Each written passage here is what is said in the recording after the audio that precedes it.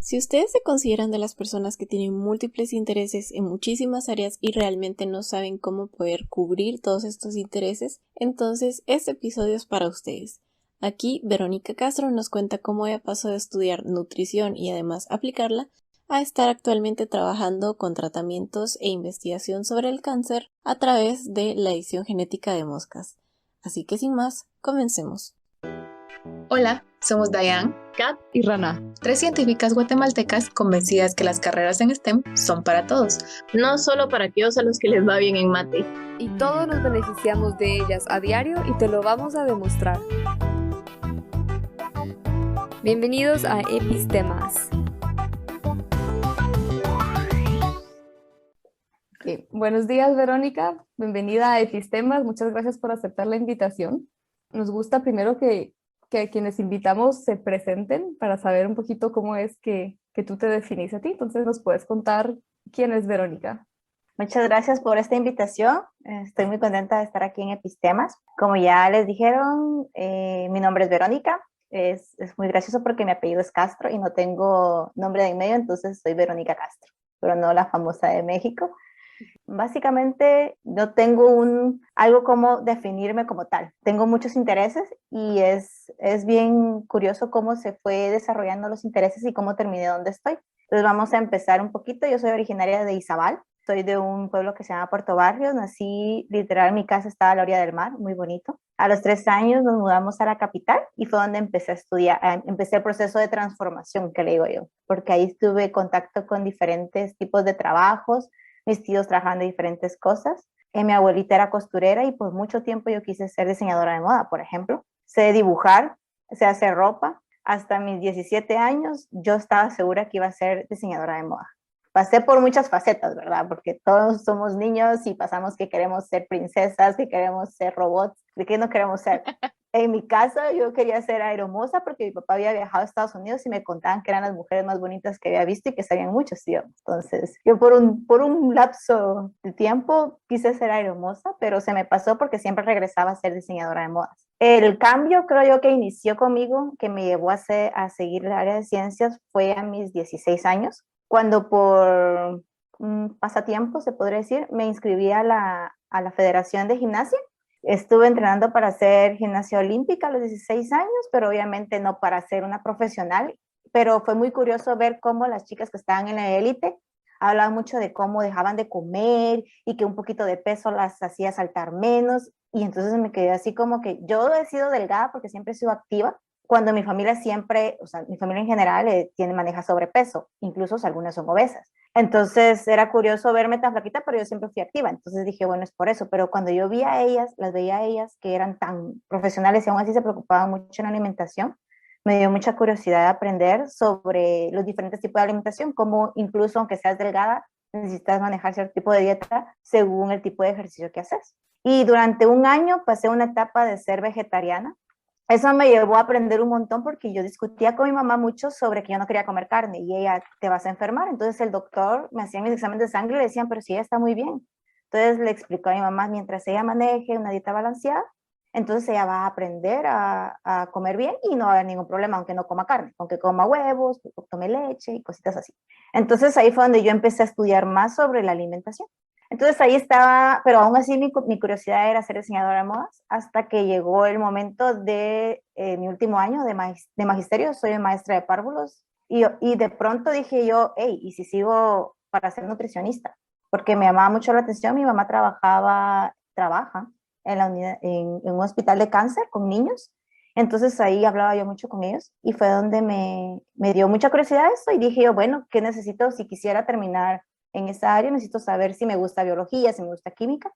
Y fue donde me inscribí a las pruebas de conocimientos básicos y necesitaba pasar exámenes como química, biología, que yo en mi vida había llevado ese nivel de química y biología. Yo nunca había visto química en mi vida, pero nunca de los nunca. Y porque en magisterio no llevas eso. Entonces me inscribí a un curso que dieron de como 2, 3 meses de nivelación. En la primera semana me enamoré de química. Fue así como yo quiero ser esa persona que me está enseñando. Entonces fue impresionante el ver cómo asimilaba eso y yo llegaba todos los días, mami, es que vieras a esa señora, ella es una diosa, ella sabe enseñar y fue muy gracioso. Mi mamá se quedó así como, ok, que fue muy choqueante para ella porque toda mi vida yo nunca quise nada científico y de pronto estaba enamorada de química. Y biología me costaba un poco porque es muy teórica, pero aún así me interesaba. Más la parte de genética me fascinaba un montón. Entonces era así como que le puse mucha atención y graciosamente gané mis exámenes sin mayor problema y fue donde tuve que tomar esa decisión. ¿Me voy por ser diseñadora o me voy por ser nutricionista? Y pues fue fácil la decisión porque no pasé las pruebas para ser becada de la universidad, la única universidad que lo tenía y no me podía costear eso. Entonces dije, bueno, me gradué de nutricionista y luego me pago la carrera de diseño de modas. Así de simple. Empecé mi proceso, sin saber que nunca iba a regresar a ser diseñadora de modas. Entonces, durante ese tiempo tuve un montón de inseguridades. ¿Por qué? Porque en mi primer año me encantaba un montón la química, me enamoré tanto de la química que incluso consideré ser química pura, porque tuve encuentros fatales con biología, que tuve mis peleas con ella, porque no me gustaba, por ejemplo, botánica y algunas otras áreas que me costó que me entraran, pero aún así decidí, bueno, no quiero ser química pura porque me llama la atención también el área de tratar pacientes y cositas por el estilo. Entonces, estuve en ese año me recuerdo que me cambié para hacer química farmacéutica. En el segundo año fue donde tuve el como que conflicto y de que ya no me gustó el área de farmaconoxia, creo que se llamaba, o farmacología. La cosa es de que hablaban mucho de plantas y me desenamoré. Dije yo, no, ¿qué estoy haciendo aquí? Voy a morir. ¿Por qué? Hubiera seguido diseño de modas. Fue así. El drama. El drama. Ese año no quería, ese semestre me recuerdo que no quería ni siquiera hacer mis exámenes finales porque me voy a terminar saliendo de la universidad ya, ¿para qué? Entonces fue una batalla ese segundo año para mí, donde al final terminé decidiendo cambiarme de carrera, regresar a nutrición, porque me dijo mi mamá, yo creo que sos ¿cómo es que le dice? Una persona que le agradan las personas. Entonces me dice, yo no te imagino trabajando en un laboratorio 24/7, yo te imagino peleándote con tus pacientes de que no comen. Entonces yo así, ok, sigamos, mi mamá me conoce más, sí me gusta química a cierto nivel, obviamente, me gusta biología, entonces dije, está bien, regresemos. Eso sí, me costó porque perdí un año, pero ese año me ayudó un montón también a mí para lo que fue llenar espacios. Por ejemplo, empecé también a hacer a trabajar de medio tiempo en otras áreas, que fue interesante porque nada que ver con mi carrera. También adelanté cursos, me recuerdo que eso fue lo que más me motivaba porque me volví muy sedienta de querer estudiar más porque tenía de cierta manera tiempo libre. Y así se fue. Al final encajé nuevamente en nutrición, todo estuvo bien, llegó bioquímica a mi vida, me enamoré de bioquímica, llegó después a mi vida las anatomías, llegaron las clínicas de nutrición, y entonces dije, no, estuvo bien el hecho de que me regresara, voy muy bien, pero de ahí llegó a mi vida lo que fue técnicas de investigación 3 y 4, donde me presentaron lo que eran los artículos científicos, lo que eran pósters, lo que era la tesis, y fue donde ¿por qué no podemos hacer eso aquí? Yo hasta desarrollé un plan de cómo experimentar con pacientes diabéticos para que tomaran la leche de alpiste, pero la Liga de Diabetes dice, no, no tenemos protocolos para eso, no se puede hacer, y yo así como, ¿cómo aprendo? ¿Cómo aprendo? Y fue donde empecé a decidir que tenía que sacar una maestría definitivamente en el área de investigación. Y ahí fue donde definitivamente tomé la decisión. Inicialmente había pensado, o sea, busqué en opciones, por ejemplo, cercanas a Guate, porque vi la maestría en nutrición humana que hay, pero esa era muy enfocada a comunitario. Me encanta el comunitario, pero yo no quería eso, yo quería algo de investigación. En México, en Chile, habían maestrías también en nutrición, pero no tenían la parte de investigación fuerte como yo la quería. Y fue donde terminé empezando a buscar como siempre me ha gustado las caricaturas japonesas desde que tengo memoria, así como antes de los 10 años. Y dije, bueno, ahí está la Embajada de Japón ofreciendo sus becas y cuando revisé resulta que los programas eran justo lo que quería, estar en un laboratorio, más las clases. Y fue donde empezó mi proceso, me metí a clases de japonés, me peleé con mi mamá porque se enojó conmigo porque me iba a ir a estudiar al extranjero y que iba a abandonar. Ya sabemos los dramas, ¿verdad? Pero lo bueno es de que ella después cuando se quejaba con los doctores del hospital, le decían, es la mejor decisión que su hija puede tomar, ¿para qué la quiere aquí encerrada? Entonces ya se volvió de mi bando otra vez. Y eso me ayudó un montón porque tener su apoyo fue bonito. No me sentía, la estoy abandonando como ella me dijo la primera vez que le dije. La cosa es de que me gradué de nutrición, pero dentro de los requisitos para poder aplicar a esta beca de Japón me decían, trabaja aunque sea unos 2 años en el área que querés hacer, porque eso te va a poner más puntos a tu aplicación y te va a llevar hasta arriba. Entonces dije, bueno, busqué trabajo, me fui a trabajar a Petén, a Michor de Mencos, como la nutricionista de un hospital de ahí. Y durante ese tiempo fue donde conocí las becas de Corea. En ese entonces, en esta feria de becas estaban hablando de unas becas que se llaman COICA, pero esas son más que todo como para política, relaciones internacionales, no están nada que ver con ciencia. Y fue donde me refirieron a otras becas que también estaban, que eran de Corea, y fue donde me encontré la que era como que una alianza entre Guatemala y la universidad a la que vine. Al inicio fue difícil porque no podía aplicar para nutrición porque estaba en el campus central y no sé coreano y la beca no daba el idioma. Entonces fue así como nadie te va a aceptar ahí porque tienes que saber coreano. Entonces dije, bueno, ¿qué otra opción hay? Y fue donde encontré el departamento de ciencias de la vida, de Life Science, y ahí habían muchas opciones. Entonces dije yo, apliqué a varias, apliqué incluso a unas que eran como de tecnología de alimentos, porque me llamaba la atención cómo modificaban los alimentos para que tuvieran más contenido de diferentes proteínas, sabores incluso. Pero sí, definitivamente ellos me dijeron que ellos realmente no tenían espacio y también necesitaban que hablara coreano. Y fue donde encontré este laboratorio en el Departamento de Medicina Oriental, que ellos hacían experimentos con diabetes. Entonces eso me hizo regresar a mi tiempo donde yo quería darle leche a piste a pacientes con diabetes. Y dije yo, hey, qué genial si lo puedo primero aplicar a células, que era lo que ellos hacían, ¿verdad? Y después ya, no sé, en un futuro hacerlo con humanos. Entonces apliqué ese laboratorio y me aceptaron, me dieron la beca, me vine para acá. Así que de nutrición migré a medicina oriental en materiales y procesos. Aclarando, hay dos tipos de medicina oriental, uno que se enfoca en lo que es acupuntura y que el uso de hierbas para tratar pacientes. Para eso es como sacar una licenciatura en medicina. O sea, no existen maestrías para eso.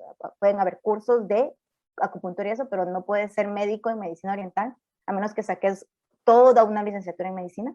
Lo mío fue lo que le dicen medicina oriental en materiales y procesos, que significa que estudiamos los componentes de productos, plantas medicinales, básicamente orientales acá, y pues se modifican y pues ya se evalúan sus efectos. Entonces yo terminé en el equipo número 3 que le dicen por mi conocimiento de biología, y me asignaron el tema de cáncer, porque me dijeron de que no podíamos repetir enfermedades. Yo así como que, hey, yo quería diabetes. Pero entonces me dijeron, pues escoge la que quieras, escoge otra enfermedad que no estemos utilizando. Pues tenían obesidad, tenían diabetes, tenían inflamación y osteoporosis. Entonces dije yo, parte de mi inspiración para ver nutricionista fueron los pacientes con cáncer. Entonces le dije yo, ok, ¿se puede cáncer? Y me dijeron, perfecto. Pidieron mis células y fue donde empezó mi especialización en el tema de cáncer.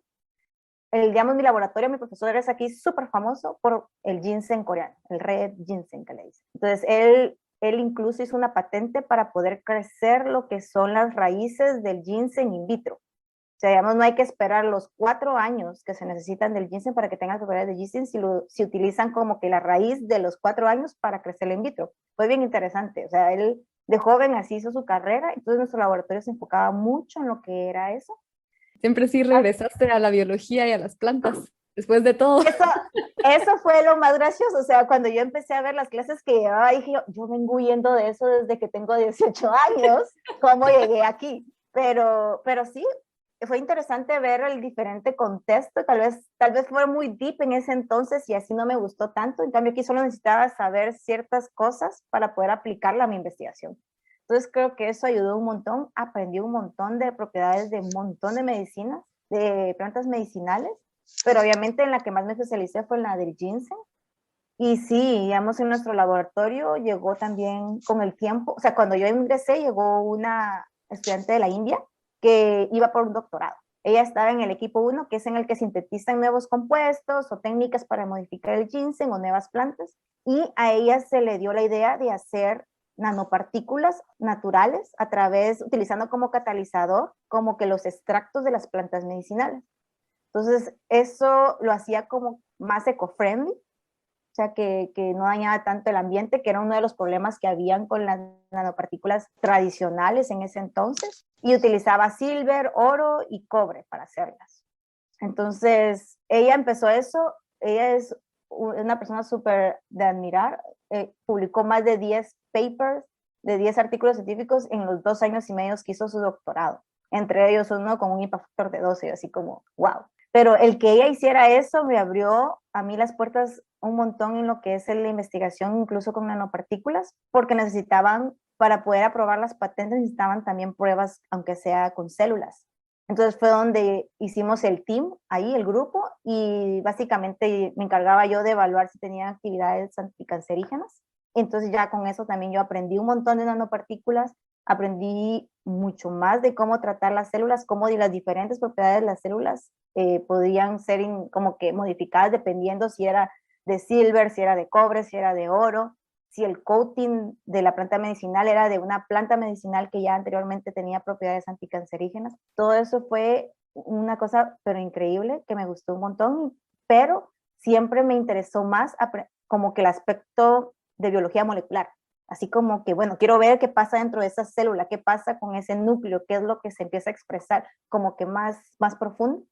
Y fue por eso que cuando me gradué, decidí hacer mi postdoctorado en un laboratorio que trabajaba biología molecular. Y fue donde encontré este laboratorio que trabajaba en los modelos de Drosophila, la mosquita de la fruta. Entonces, ya así, clara, le dije a la profesora, mire, este es mi conocimiento, soy muy buena en el área de biología celular, lo que es farmacología también latino, bastante, pero no sé de biología molecular. Y obviamente no sabía nada de Drosophila, pero cero. Así de cuando yo vi la aplicación me interesó el tema, porque era cáncer, daño al ADN y mecanismos de la proteína P53, que era de uno de los marcadores que yo más utilizaba en mi investigación en el doctorado. Entonces dije yo, todo eso aplica a mí, menos el modelo y lo profundo que se estudia. Entonces me dijo que no había problema, que como yo acababa de graduar y ella quería migrar también al sistema de mamíferos. Entonces ella quería como que le ayudara a establecer como que el team el equipo de células humanas. Entonces, perfecto, nos íbamos a ayudar. Lamentablemente le diagnosticaron cáncer a mi profesora y tuvo que batallar por un año, por lo cual el plan de restablecer, de ella moverse a células humanas se canceló. Pero yo tuve la oportunidad de crecer en el área de biología molecular, de clonación, aprendí un montón de clonación. También otras como que técnicas de células que yo no conocía, también las aprendí aquí con ella porque ella porque está bien, gracias a Dios se curó. Y entonces ya me enfoqué más en lo que fue biología molecular, utilizando el estudio del P53 en procesos de tetramerización y ver cómo esto, si tenía alguna importancia o no para el proceso de respuesta del daño al ADN utilizando la radiación. Entonces tuvimos que crear mutaciones, entonces aprendí a crear esas mutaciones, aprendí a crear moscas transgénicas, o sea, así todo un mundo. Íbamos también a utilizar la tecnología de CRISPR. Posiblemente ya has escuchado antes las siglas CRISPR. El Premio Nobel de Química del año 2020 fue otorgado a la bioquímica y microbióloga francesa Emmanuelle Charpentier y a la bioquímica estadounidense Jennifer Doudna por desarrollar una técnica basada en CRISPR que permite una mayor precisión en la edición genética. En otras palabras, desarrollaron unas muy precisas tijeras genómicas. Como dice la página web de los premios Nobel, esta tecnología ha tenido un impacto revolucionario en las ciencias de la vida, está contribuyendo a nuevas terapias contra el cáncer y puede hacer realidad el sueño de curar enfermedades hereditarias. Para crear también células que no expresaran la P53, lamentablemente porque no se ha hecho en esta célula y por el tiempo que teníamos y los recursos económicos no pudimos llegar, pero me tocó que leer un montón hasta el punto donde me dijeron ya no, yo ya sabía toda la teoría. Entonces fue así como, al menos tuve la oportunidad de aprender la teoría. Pero ya hablo mucho en pasado porque acabo ya de terminar en este laboratorio, ya que me voy a mudar para los Estados Unidos, porque yo busco cómo crecer. Entonces aquí en este laboratorio, no iba a tener la oportunidad de subir más del puesto que ya tenía, porque ya era la investigadora principal de un proyecto del cual me dieron en Corea. Y después de eso, él era profesora. Pues solo puede haber un profesor de laboratorio y soy muy joven, no sé coreano, para tener un laboratorio en Corea, ¿verdad? Entonces llegaba el momento de migrar a otros lugares donde voy a tener la oportunidad de avanzar más en mi carrera, ¿verdad? Entonces ahorita ya ella la profesora se encargará de seguir con esa investigación. Espero que logre encontrar una mutación, como que un residuo que sea realmente importante, ¿verdad? Porque el que nosotros modificamos resultó no ser tan importante en la respuesta del daño al ADN, pero sí en otros aspectos, pero que son más de desarrollo de la mosca. Entonces eso lo maneja otra estudiante, que si se queda al postdoc seguro, porque le llamó la atención ese resultado. Pero aprender todo eso llega al punto donde ahorita tú me decís y que, ¿cómo te definís? Es así como, no soy nutricionista, no soy tampoco de biología molecular. Ahí sí que básicamente yo me considero una investigadora. He visto que me he movido siempre en el punto de adquirir más técnicas para hacer investigación, siempre en el área de cáncer.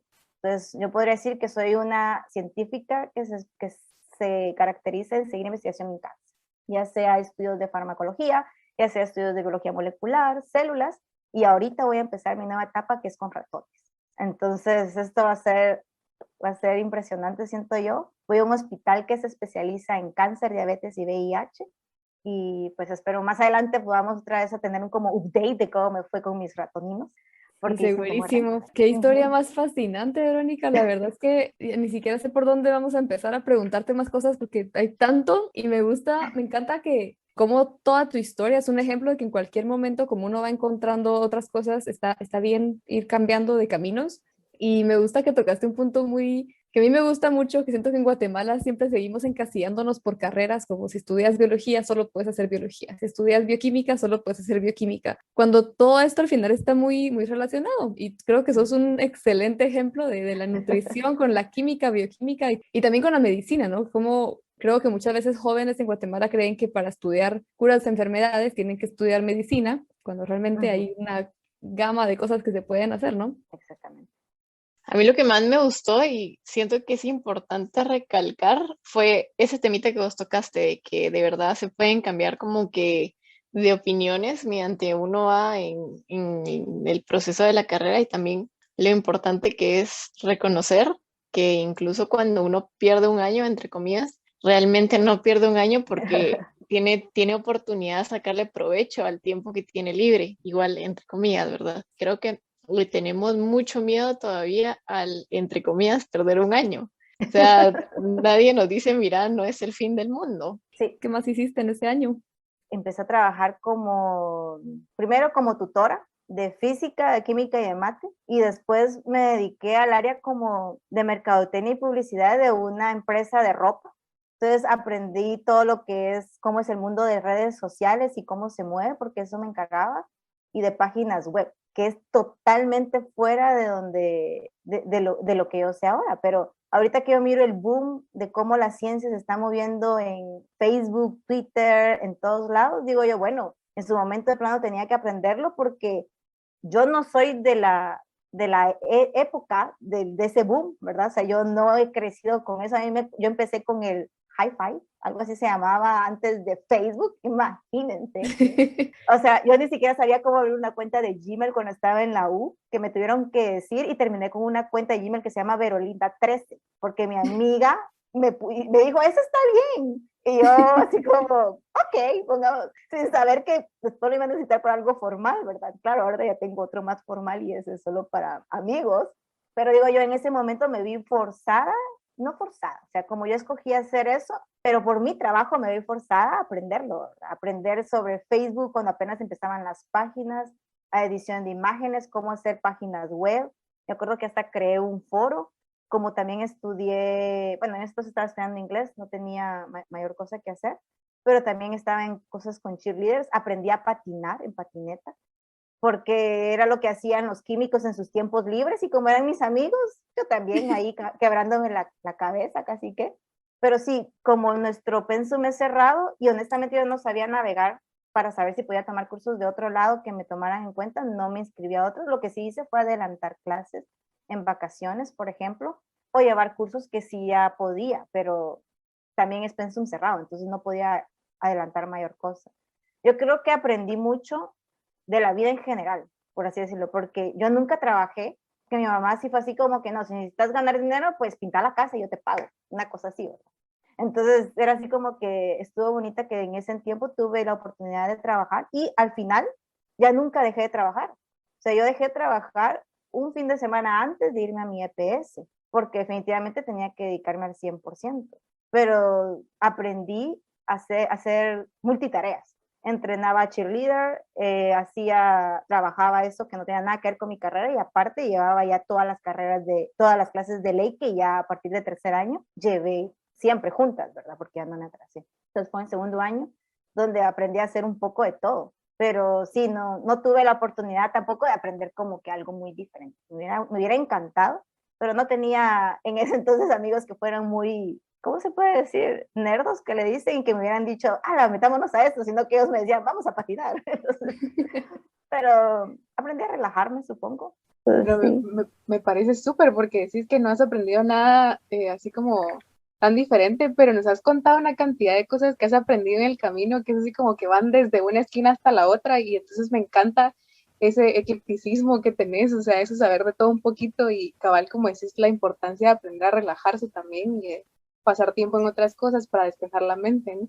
Sí, eso es algo que sí, en general a nuestros oyentes hay que decirles que se vale que se relajen. Créanme, las mejores ideas que yo he tenido ha sido después de un fin de semana de no haber hecho nada o haber, no sé, pasado todo el fin de semana viendo películas o tele o maratones de caricaturas japonesas. Y de pronto el lunes me siento otra vez la tarea que no me salía el viernes y me salía a la primera. Entonces llega un punto donde nos bloqueamos en eso de querer ganar, en querer hacer, y se nos olvida que nuestro cerebro también necesita descansar. Que a veces estamos dormidos, pero les garantizo que si están estresados hasta sueñan con cómo les va a ir en su presentación al día siguiente. Yo he tenido peleas con el profesor en mis sueños que nunca tuve. Entonces, eso es la importancia de relajarse, ¿verdad? Pero sí, eso sí me gustó, que aprendí a relajarme. Yo era muy estresada. Nunca fui una persona que quiso ser la mejor o la banderada o como se le pueda decir. Porque gracias a mi mamá nunca me lo pidió. Eso solo me decía, con que ganes tus cursos es suficiente para mí. Eso me ayudó a quitarme mucho peso, pero yo tenía eso de tengo que cerrar todo, tengo que sacar todo. Y ese año me enseñó sobre lo que se siente, ¿cómo se le diría? No es fracaso, pero esa sensación de haber perdido ese año. Entonces me enseñó a perdonarme a mí misma, que todo estaba bien y que iba a seguir adelante. Y como dicen, si uno tiene que caminar para atrás, que sea solo para agarrar aviada, para agarrarle más directo al objetivo, ¿verdad? Entonces creo que ese año me enseñó mucho eso, a ser más gentil conmigo misma, a no ser tan dura. Entonces, no les estoy diciendo que pierdan un año a nuestros oyentes, o sea, no lo hagan a propósito, pero si pasa, hagamos algo más, mientras tanto aprendamos algo más y pues después a seguir. Qué buen consejo. Creo que sale este tema mucho en este podcast y todas son cosas que muchos hemos aprendido ya de adultos, digamos. Y sí, creo que bueno que haya gente ahorita que pueda escuchar esto desde más jóvenes. Sí, totalmente. No, y la parte de escoger la carrera es impresionantemente estresante. Literalmente tú pasaste maestra de párvulos a investigadora y principal investigadora en un laboratorio. O sea, eso sí jamás me lo hubiera imaginado yo, mira, porque siempre que pensaba en maestras o gente que había cursado magisterio, jamás en la vida me hubiera imaginado yo que alguien de magisterio pudiera seguir una carrera científica. Principalmente porque mi mamá estudió magisterio en el colegio cuando se iba a graduar. Y ella me contaba que cuando se pasó a farmacia, pues sí fue como que bastante contrastante, ¿va? Que sí le gustaba porque, digamos, aprendió a hacer carteles y todo, entonces cuando la ponía a hacer carteles en la carrera, entonces a ella le ponían 100 siempre, cosas por el estilo, Ajá. pero jamás, o sea, jamás me hubiera imaginado una trayectoria así viniendo de alguien de magisterio. O sea, mis respetos.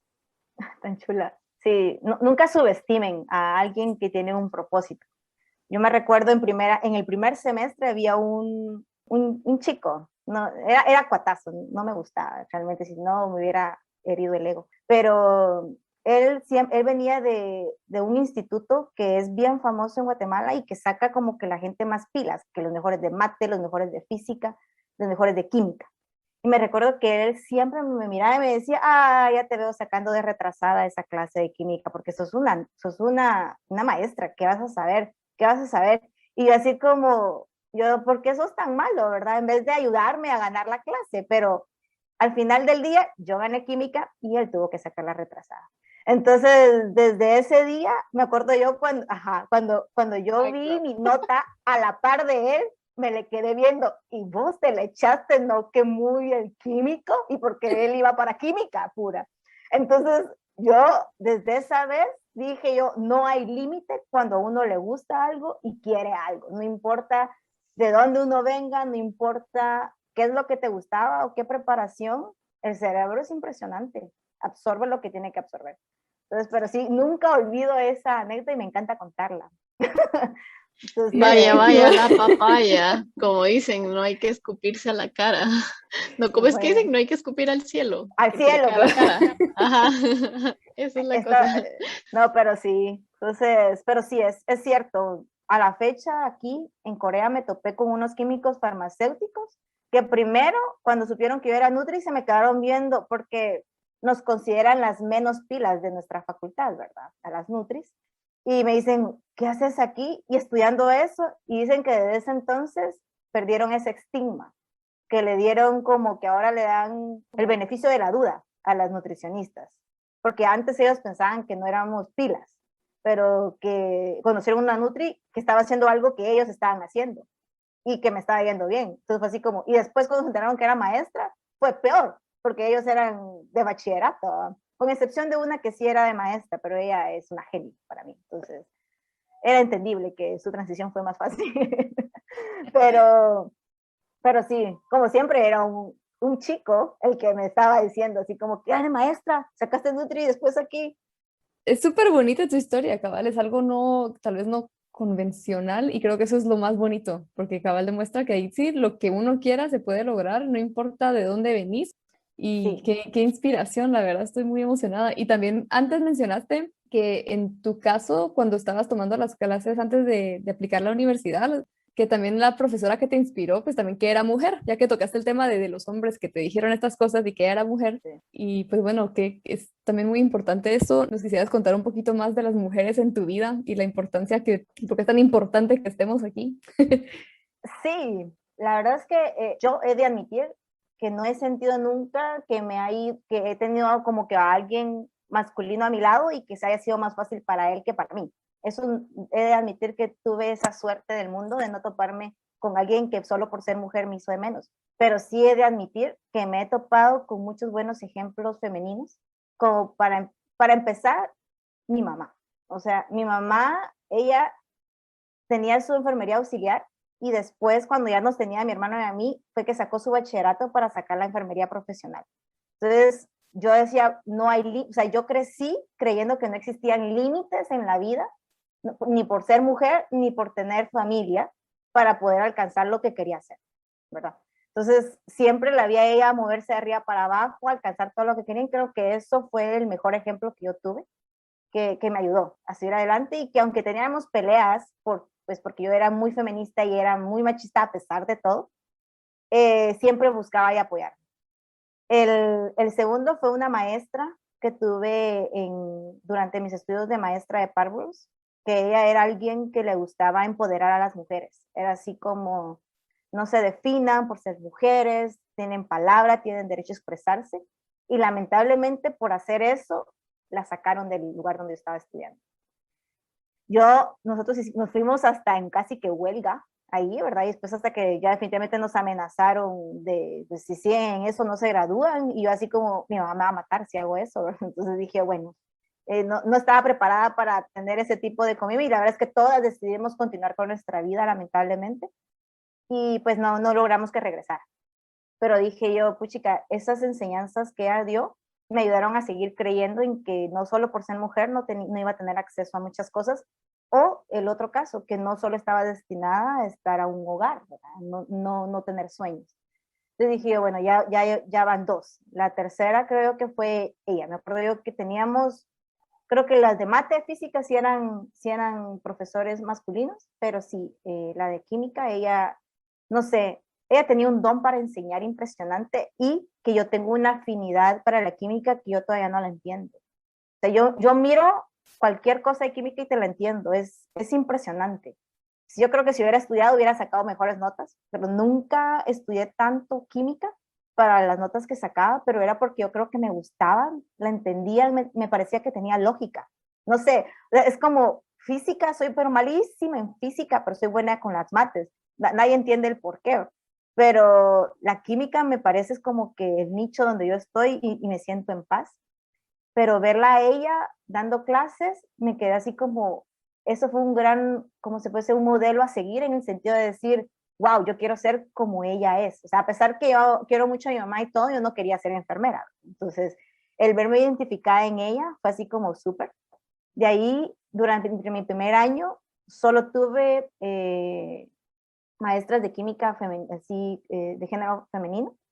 La primera era mi ritmo de profesora, así rápida, rápida, rápida, todo el mundo la detestaba. Entonces yo la amaba porque a mí me caía mal que me repitieran lo que ya sabía. Entonces era así como, lo entendí al siguiente, lo entendí al siguiente. Entonces todos los demás, obviamente, pues no, es como conmigo, tal vez como con física. Yo necesitaba que me explicaran 3, 4 veces. Entonces, obviamente, si el profesor de física hubiera hecho eso, yo lo hubiera odiado también con todo gusto. Pero no, ella era así, me fue muy, o sea, en ese sentido tuve esos roles. Ya de ahí, en nutrición, casi todas las personas que nos enseñan son mujeres, ¿verdad? Entonces, muy pocas clases son dadas por profesores de género masculino.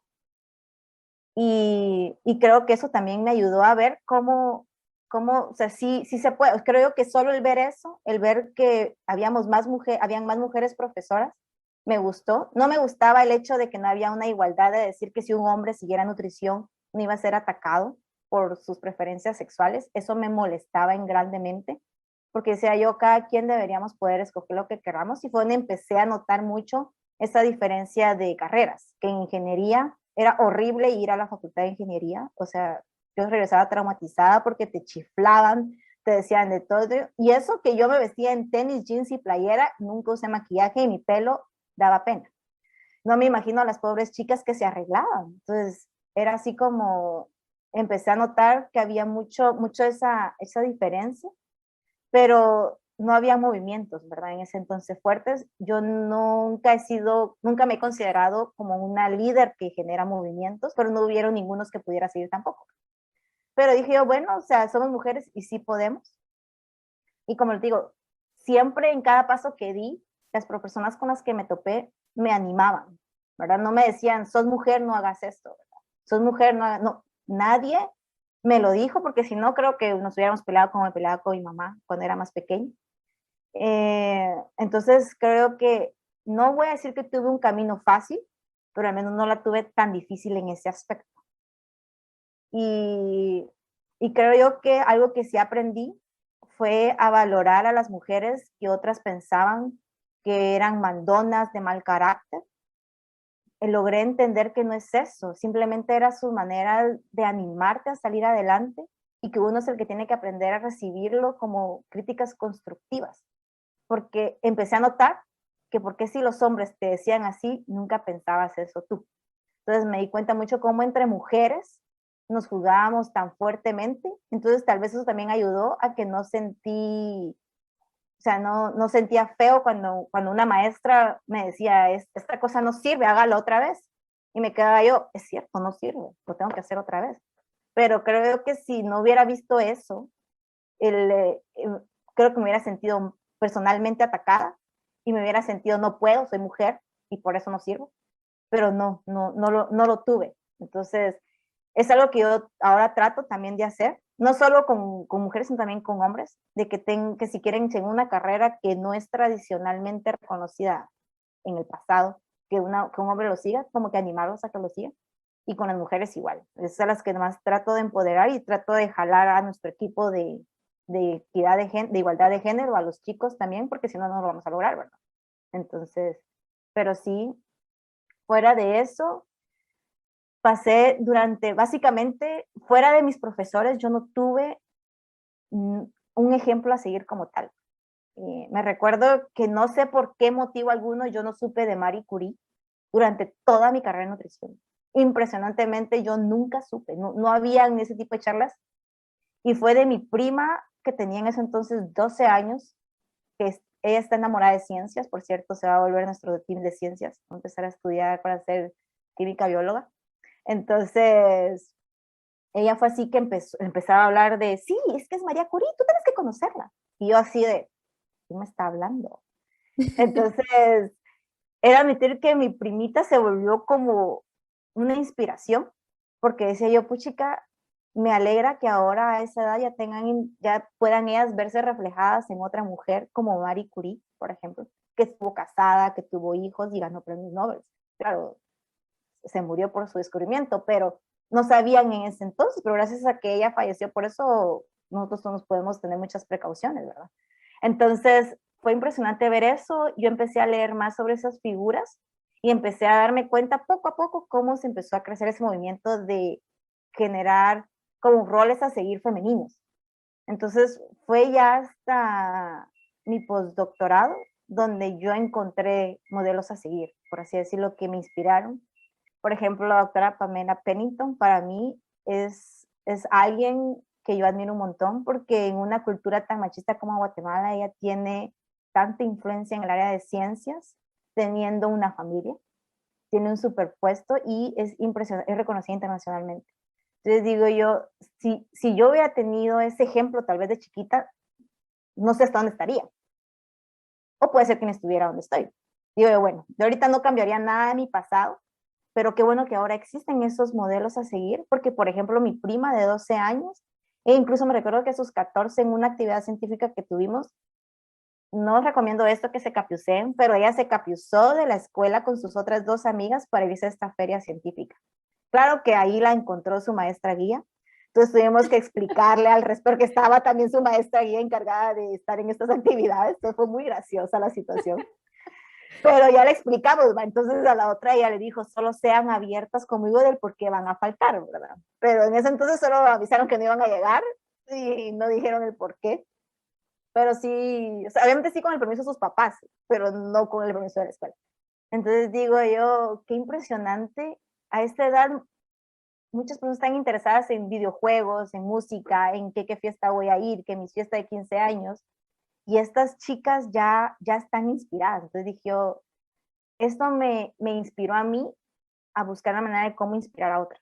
Entonces, se puede decir de que mi transformación a lo que yo me considero ahora que puedo ayudar es hasta ya en los últimos 3 años. Ya tuve muchos modelos a seguir pequeños, por así decirlo, porque decía yo, sí se puede, sí se puede, sí se puede, pero al ver a estos modelos grandes, chicas que ya tienen premios internacionales de 32, 33 años con familia, hijos, como Susana Rechea, por ejemplo, es otro nivel. Es otro nivel que yo digo, sí se puede. Y qué bueno que ahora lo pueden ver las chicas. Porque si ellos lo necesitan para poder animarse y decir, no, sí puedo, sí quiero y me voy.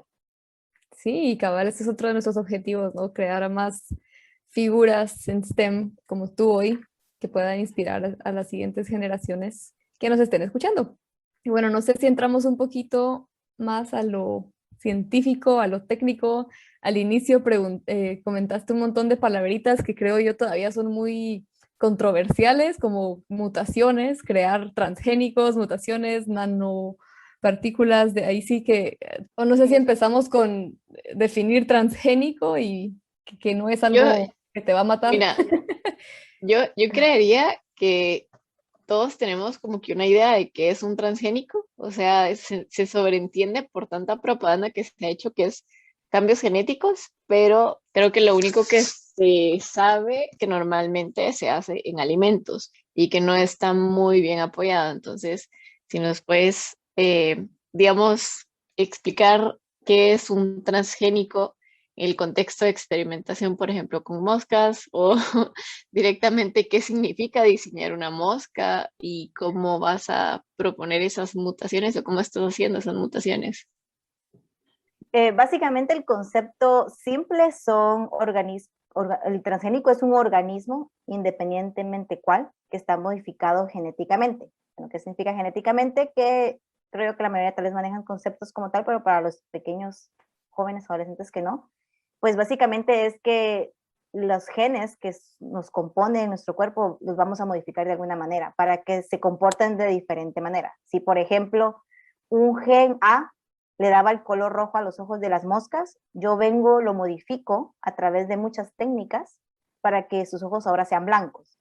Esa mosca ya es una mosca transgénica, una mosca modificada genéticamente porque tuvo alteraciones a su como que contenido original de genes, como que la proporción en la que están, con la que nacen, por así decirlo. Entonces, esto se puede aplicar, como muy bien decían ya ustedes, en alimentos, que es lo que más hemos escuchado, que por ejemplo aquí en Corea, que es donde estoy viviendo ahorita, cuando yo vine me encontré muchas frutas y verduras que están modificadas genéticamente por el clima que hay. Y ellas sobreviven hasta 3, 4 semanas sin descomponerse. Fue impresionante ver que se me olvidó una manzana y unos tomates y que a las 3 semanas yo me los pude comer sin ningún problema. Cuando en Guatemala hemos visto que nos pasa eso, a la semana los dejas afuera y ya hay las mosquitas con las que yo experimento. Entonces, ese tipo de Ya se cosas las está comieron las impresionante. drosófilas.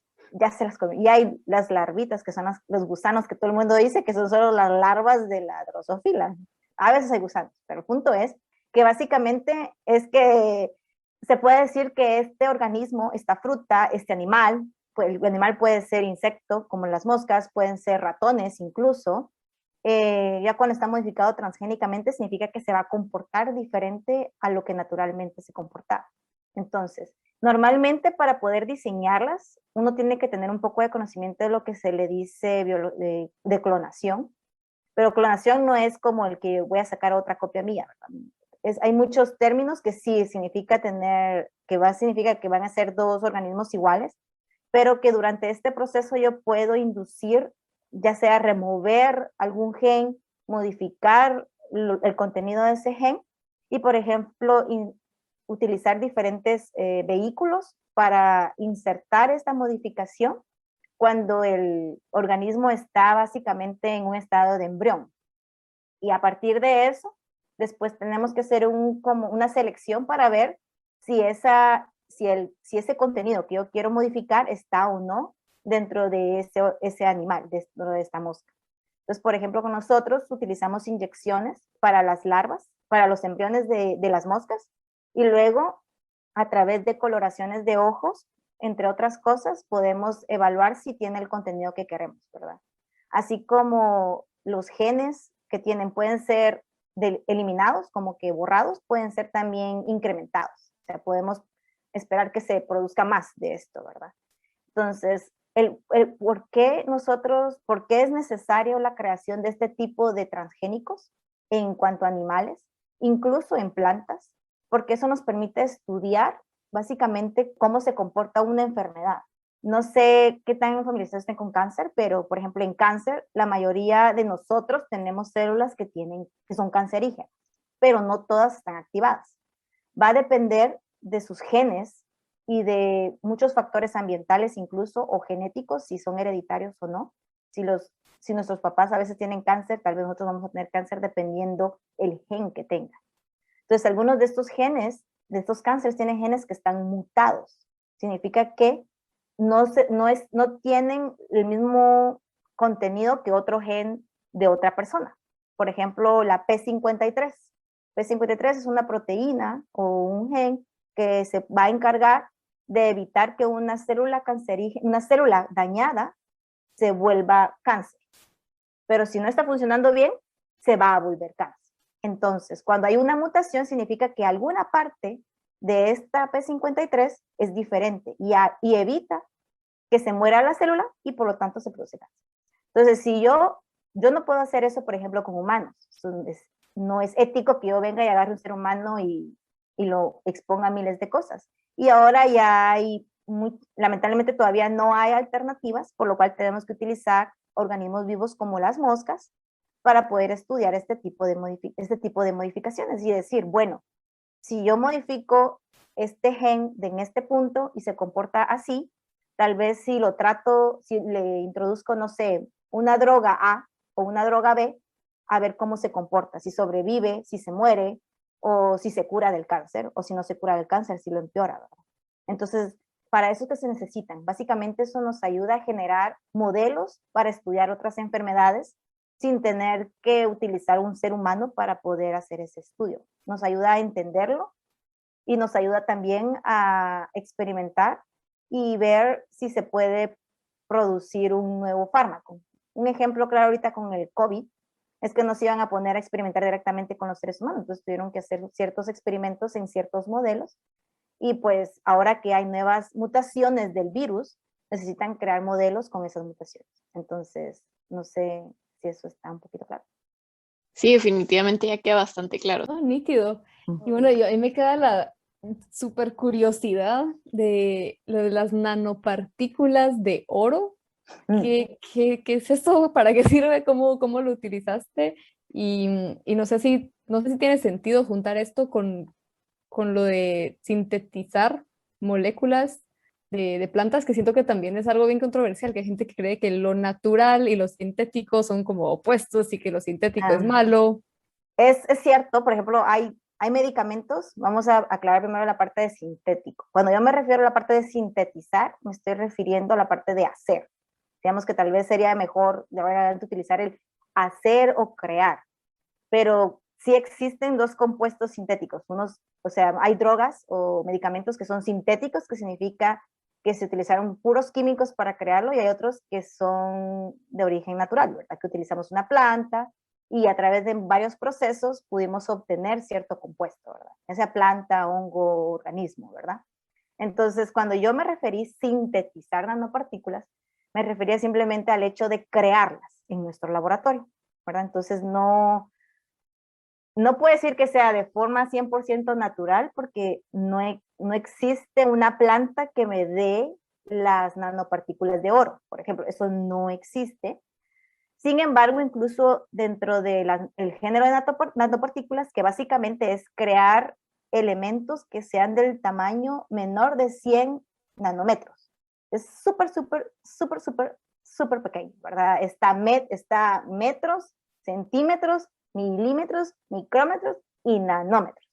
Después, creo que si hay algo intermedio es demasiado pero creo que es fácil visualizarlo así. Así que es una partícula súper pequeña y que se espera que pueda penetrar más fácilmente en la estructura aglomerada, por ejemplo, que hay en los tumores. Entonces, una partícula del tamaño de una naranja va a penetrar más fácilmente que una partícula del tamaño de un grano de arena no sé, por ejemplo, en un volcán de Piedrín, ¿verdad? Entonces, algo así es ese concepto, ¿verdad?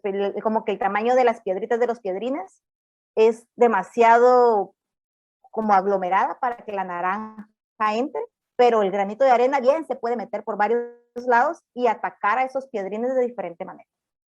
Entonces vas a tratar tumores, por ejemplo, que son demasiado grandes para que entren en estos tumores, pero las nanopartículas, por su tamaño particular que tienen, permiten que en esa desorganización celular que tiene el tumor, ayuden a que entre a profundidad y como que libere el medicamento que sea que esté transportando. Entonces, en el laboratorio, básicamente, digamos que para crear nanopartículas hay miles de maneras, pero básicamente lo que necesitamos es cualquier elemento que queramos, básicamente podemos decir que queremos pulverizarlo lo más chiquitito que podamos y que llegue a ser el tamaño de una nanopartícula. Pero hay procesos que automáticamente van a ayudar a desintegrar o disociar este elemento y crear la nanopartícula como tal. Entonces, hay incluso muchos en la industria, procesos, pero que utilizan muchos químicos que son no solo muy costosos, sino muy dañinos para el ecosistema. Entonces, el desperdicio que sacan es muy tóxico. Entonces, buscando alternativas, se creó lo que son las nanopartículas verdes, que le dice. Significa que utilizan se puede decir, los muchos procesos o las muchas reacciones que se originan al tener, por ejemplo, un extracto, que básicamente sería como tener un jugo, un jugo de una planta medicinal, para ayudar a catalizar o a crear o a dirigir el proceso de la generación de la nanopartícula. Que al final lo que va a ayudar es que como ya hemos tal vez escuchado o estamos familiarizados, que cuando crean un medicamento a base de plantas es porque a través de muchos procesos extraen diferentes componentes, ¿verdad? Flavonoides o diferentes no sé, saponinas, que son diferentes químicos que si aún estudian química se van a familiarizar. El punto es que son compuestos que tienen cierta actividad que puede beneficiar al ser humano. Entonces, cuando se utilizan estas partículas verdes, estas plantas medicinales, estos extractos de las plantas medicinales para generar la nanopartícula, también se crea una cobertura en la nanopartícula que va a contener muchos de estos componentes beneficiosos. Entonces, ayuda como que a dirigir como que no solo, digamos que si la plata o el oro o el cobre, dependiendo de lo que utilicemos, va a tener cierta actividad en atacar, por ejemplo, el tumor, sino que la cobertura que tiene también le va a dar un extra beneficio, ¿verdad? Es como que yo tomara una pastilla para la fiebre y una pastilla para el dolor de cabeza, básicamente. Entonces, lo que hago con eso es de que uno las dos pastillas y me va a curar la fiebre y el dolor de cabeza, un ejemplo. Entonces, dependiendo si es plata, dependiendo si es oro, dependiendo si es cobre, las propiedades o las características de estos metales son diferentes para diferentes propuestas. Por ejemplo, las nanopartículas de plata, por ejemplo, fueron las que en mi caso tuvieron mejores resultados para ayudar a matar las células cancerígenas y que no mataban a las células que estuvieran saludables, por ejemplo. Entonces fue muy interesante. Entonces, yo me quedo básicamente ahí. Pero, por ejemplo, esta compañera que les conté, que fue la que estableció el equipo de nanotecnología en nuestro laboratorio, ella incluso fue más allá. Ella unía estas nanopartículas verdes con básicamente compuestos que ya existen, digamos, como el cisplatín, que se utiliza mucho para tratar el cáncer, los juntaba, o sea, creaba como que enlaces que ayudaban después a esta nanopartícula a llevar más directamente a XY célula el medicamento directamente. Incluso le ponían, por ejemplo, receptores, que así como escuchamos, que reciben algo, una señal.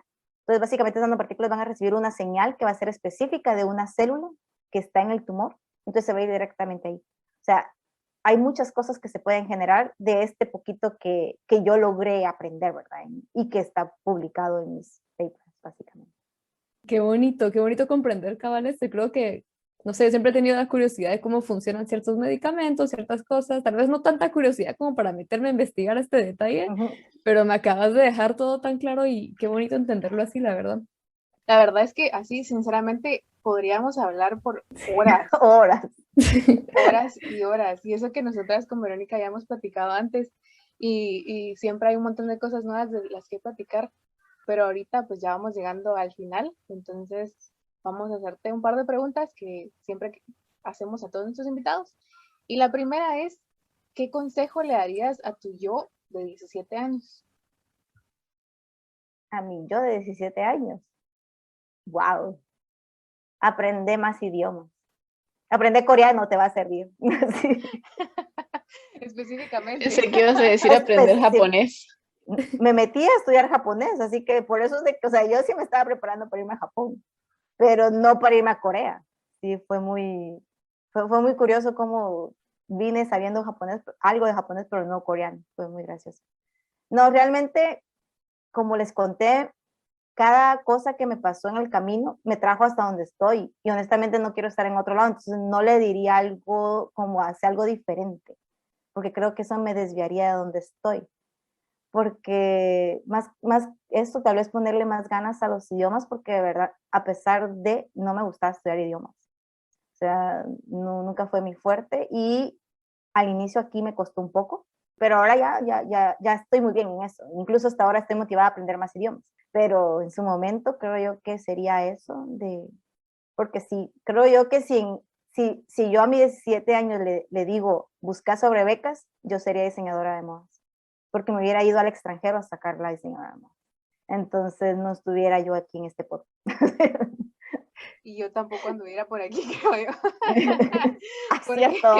Porque para los que no saben, Verónica fue el primer contacto que yo tuve de alguien aquí en Corea, entonces por ella es que realmente me animé a venirme para acá.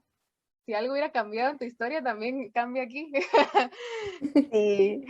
Sí, no, básicamente me diría lo de estudiar idiomas, tal vez, como que le echara más ganas a los idiomas.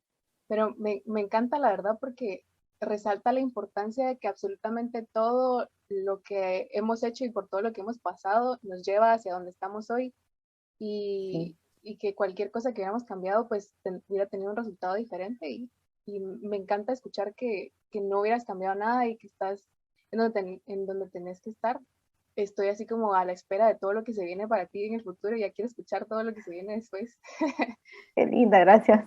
Igual yo, Y, con y ustedes. pues entonces ya la última pregunta es, en tu opinión, ¿qué pueden hacer todos los guatemaltecos para apoyar el desarrollo de la ciencia en el país? Lo primero, no nos burlemos de los sueños de las personas que conozcamos. Eso siento yo que es algo muy importante, porque incluso a la fecha, si a mí se me sale una palabra, por ejemplo, en inglés, me hacen una burla impresionante. Y eso limita a muchos a decir, ay no, si sigo esta carrera, se van a burlar. Eso es uno. Dos, a tratar de apoyar, o sea, que si somos hombres o de género masculino, apoyemos a las chicas que quieran seguir esto, ¿verdad? Que no les pongamos limitantes recayendo en lo de no nos burlemos de ellas que no van a poder, ¿verdad?